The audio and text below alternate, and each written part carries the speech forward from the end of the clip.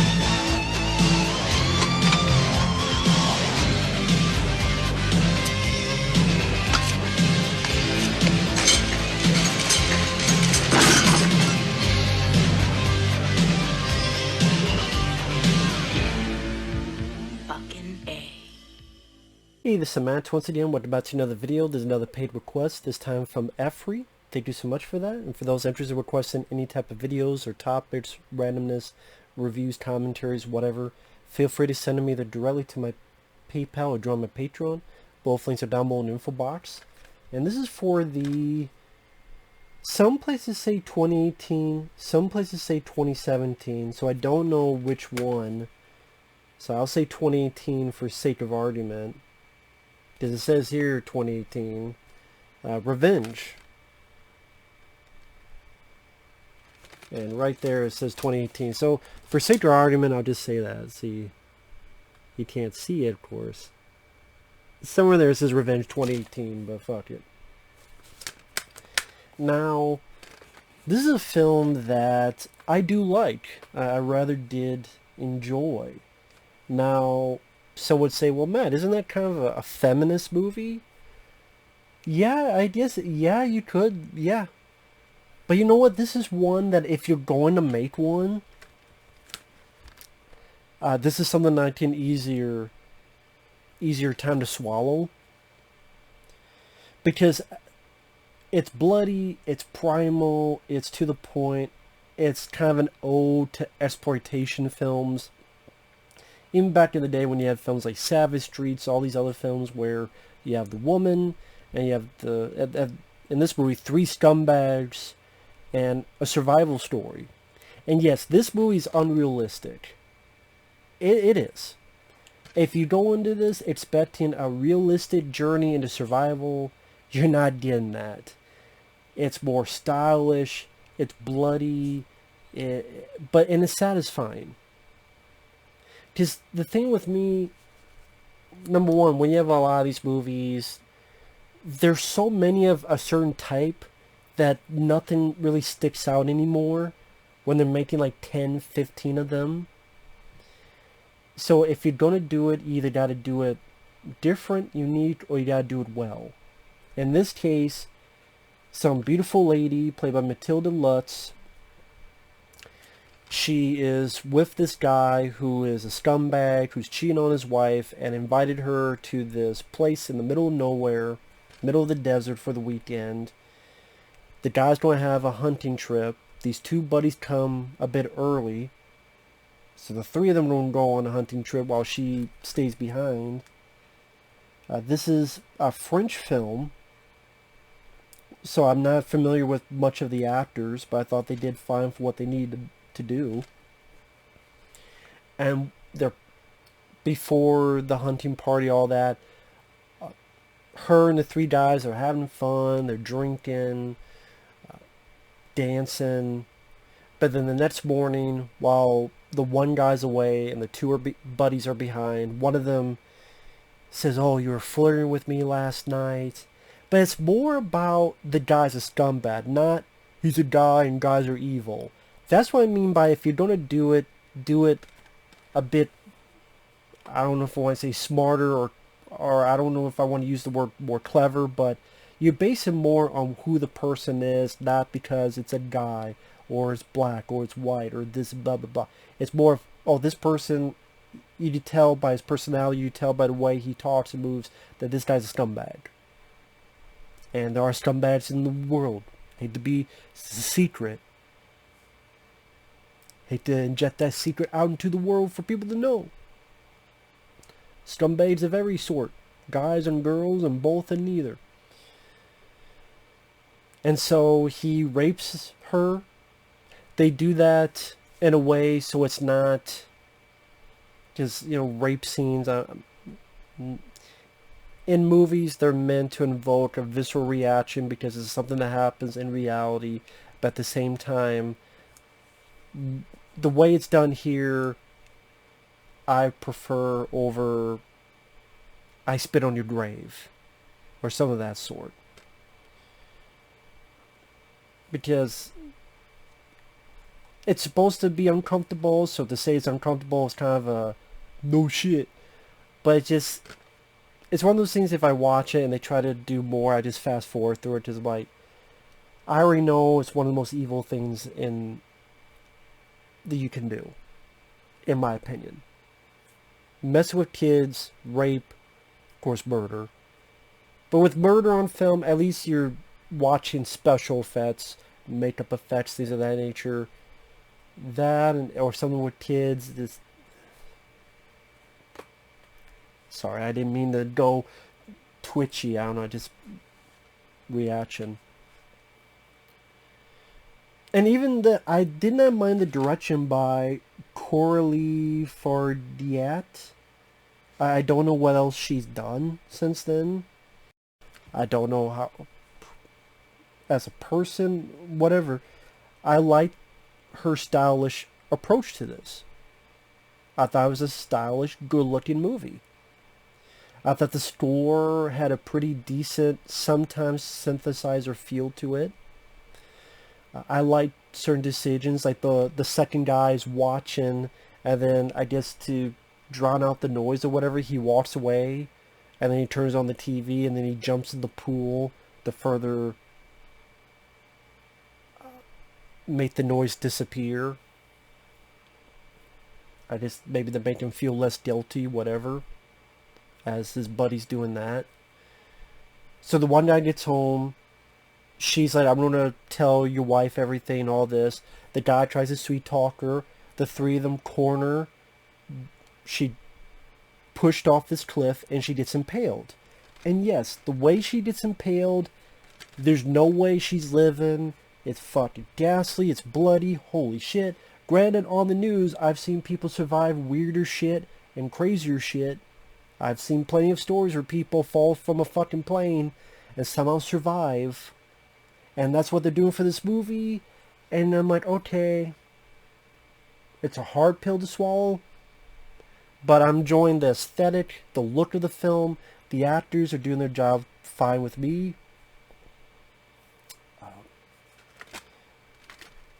Not only is she good to look at, but her acting's not bad. At least with her, unlike, say, Scarlett Johansson and a lot of these characters that get no scratches or anything, here it's dirt, grime, bloody, cuts on the face, and the makeup effects I thought were rather good. Like the way she's impaled and just the way she's struggling, and it's just, she can't get off. She's been impaled. She can't get out of it, so she's got to burn this and get away, and she's just crawling, hopefully in the nick of time, get out of the way so that they don't see where she went, and having to take this peyote so that she doesn't fucking die from the pain, and then getting like this weird, like a can bottle, like this type of thing that has a little bit of a kind of a metal thing behind it, and the peyote helping her work, do a fucking John Rambo 3 to her wound. Hey, if I could buy in Rambo 3, I'll buy with this. Although that's, Rambo. But and this girl's she's not built like Rambo. So that's for me. It is unrealistic. It's exploitation. It's deepism. Bloody primal revenge flick. And you know what? I bought into it, and I enjoyed it for what it was. I think that's what it was trying to be. I mean, kind of a balls out, bloody affair. And if you don't take me on the ride, okay. Don't disappoint me with that ride, and I don't think this did. Because there's other nice gore, and there was really nice makeup effects, and it was brutal, dude. I like the brutality of it. What? Spoiler alert. Spoilers. Starting now. I like one guy, she stabs the fuck out of his eye with a knife as he's trying to drown her. The second guy, she's not a sharpshooter. If it was someone else, she's perfect at everything. No, this character isn't. She's trying to shoot, and she only gets the guy's shoulder. And she's trying to shoot, but she gets wounded. She gets knocked down. She gets a fucking part of her ear blown off. She is not treated like this perfect person that nothing bad will happen, and she's clean cut and beautiful, and she's going through 18 weeks of fucking madness and still have her makeup on.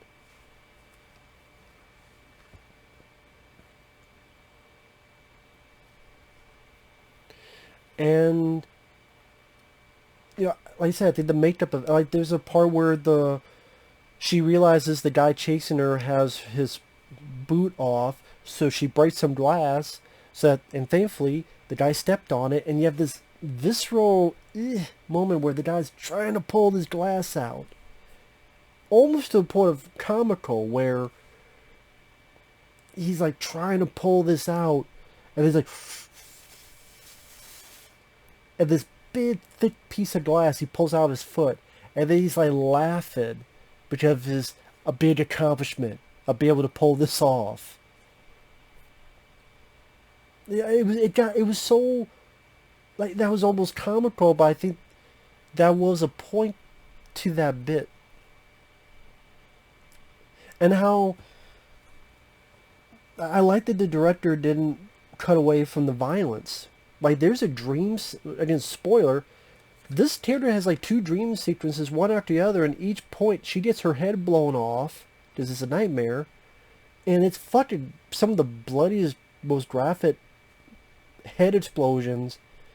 And I think when I first saw this, I'm like, what the fuck? Oh, it's a dream scene. Oh my god, they did it again? Oh, okay. Okay, how many dreams do you have? Like her peyote trip, where it's this crazy nightmare. Not only that, but these weird hallucinations where, because the thing she used to heal herself, it was part of this like whiskey bottle thing. There's like an eagle on it, so then in a way she's got like a wounded tattoo of an eagle on her stomach, which I thought that was kind of a cool, neat idea that I haven't seen too often. And like a point of view of an eagle flying by her, because it's peyote. As one man would say, we're in the spirit world, asshole, they can't see us. Peyote does strange things to you. And you do get some male ass. Like the lead bad guy gets back, and he's looking around, he walks outside his bare ass. Mel Gibson would be proud. And you have, I thought, a decently suspenseful scene where you have these 2 playing cat and mouse around this area with shotguns. They both bloodied up because he's been wounded. Because she's not a sharpshooter, but she's able to wound him. And how literally paint the walls red, where this cat and mouse going back and forth, go over here, go over there, and the guys like wrestling against the wall. And no, it's not realistic, but I was fine to take that leap of faith. I got a movie where I enjoyed the direction, like in that whole finale, the camera work, either point of view or where it's going around these corners, or you're following the characters along this cat and mouse chase, and the practical bloody makeup effects. I did not notice a lot of CGI. I noticed a lot of practical, which I appreciate. I like the color palette, even inside that area. Like I like the color scheme throughout the film. I mean, I guess the cover kind of tells you what kind of color scheme they're going for. There you go.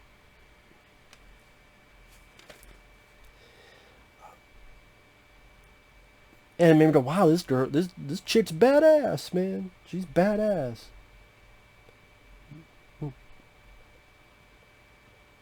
I don't think the acting's that bad. Maybe because this is the French version, so it's not a dubbed version or anything, which I'm glad, because a dubbed version might have taken away from the performances.